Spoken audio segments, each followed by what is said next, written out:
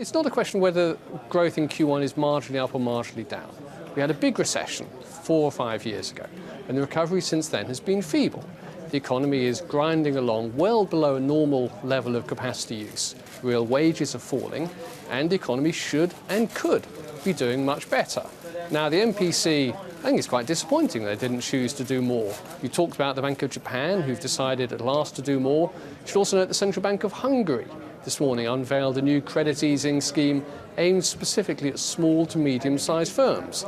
Those same firms in the UK are saying they can't get hold of credit. Okay, so come on, MPC, we need to do more. Okay, do more, but what would more quantitative easing achieve other than inflating, some would argue, already inflated equity markets?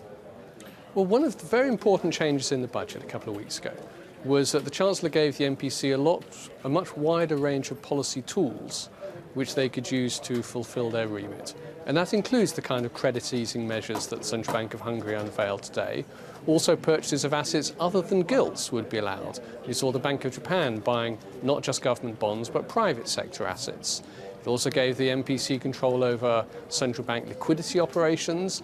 So really there are more things which they can do other than just buying gilts. I think really they need to start to use these policy levers. And it is disappointing that at this first meeting after the budget, they didn't decide to do anything.